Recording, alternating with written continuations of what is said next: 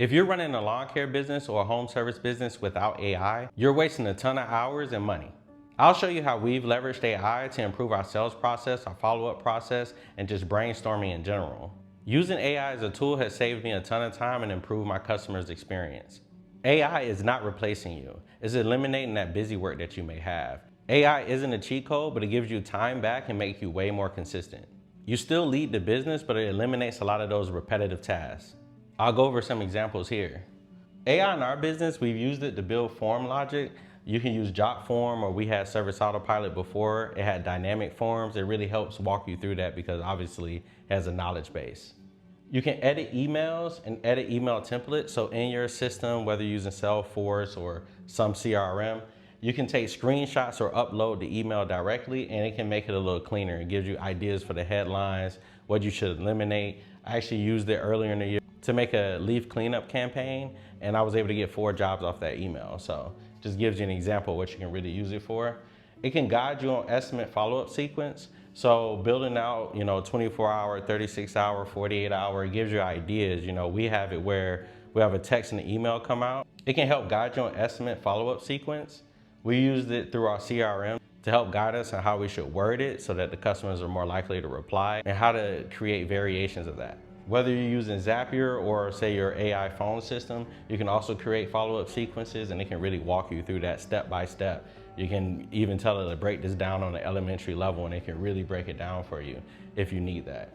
It can also help you with the content on your website. So we've been working with Home Service Web Design, which does our website, but I actually create all the content on there. I send it to them, they clean it up, and they post it on the website. Well, ChatGPT gives me a lot of ideas. So I'm like, how can we rank better for this term or this keyword in this area?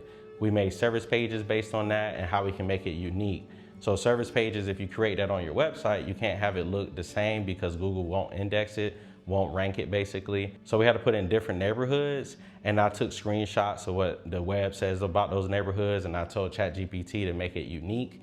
We created 4 or 5 neighborhood pages, sent that to the website team, they put it on the website. That's how we used it there. And then automation logic. If you really want to create automations, for example, we have estimates that automatically send you a text or email or task us to call. Once we call, we check it off, it fires off the next automation. If you want to let your techs know, so we have checklists that go out to our techs, or when they complete a job, we can have on our way text. So maybe we completed a job right before your job, it'll send you a text and an email. These are all automations. So you have to build that logic. I use ChatGPT after I mapped it out to help me create those automations. We also have an AI component with our phone systems. We use an answering service in combination with our AI. Our AI system is able to filter spam, so you don't have to get a ton of those calls, or you don't have to pay an answering service for that. It can answer frequently asked questions, so just basic questions people want to know. It usually can fire it back. We get stats every month of like how many new customers call, how many we're sending a link, how many got an answer from us.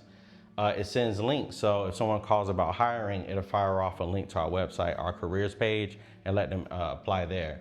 If they ask about a quote or an estimate, it'll take all your information and still send a link. That's helpful sometimes when it takes the information down wrong. Some people actually go ahead and submit via the link. Maybe they did not know how to contact us. It also reduces missed calls. So every call is answered between the AI and the answering service, so we don't have anything missed. You can also use AI to build strategy. For example, you can just ask, how are my numbers and how can I grow?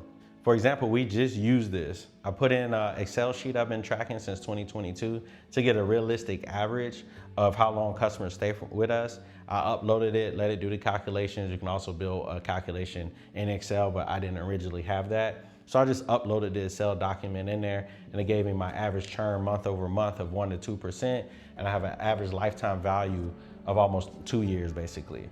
But more updated, like if you go off of this year and last year, I think it's closer to almost 3 years, but in total, over the last 4 years, we've been at 23.5. So then I can go ahead and figure out how much money we can make per customer we add.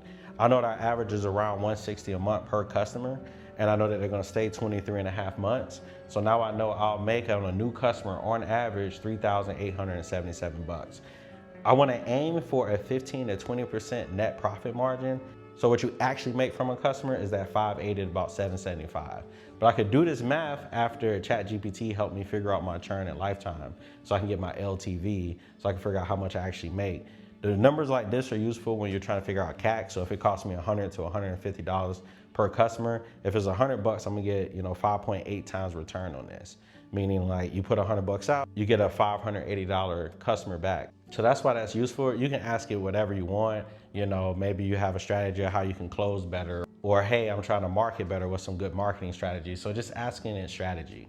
I use the $20 a month model for the ChatGPT. So I have no idea what free allows you to do and then what you get from the $200 level. So if you want to get the $200 level, you can do that. I think it's a lot more powerful. I'm okay with the $20 a month. If you want to try the free version, it may be limited. I know it has limitation on how many times you can ask it questions throughout the day, but either way, I think you should leverage AI. It's like an assistant that you don't have to pay for. And if you're a small business, it can really accelerate your company and help you automate it and keep that labor low. Labor is the biggest expense we have. So I hope you're able to figure out how to leverage this AI to best suit you.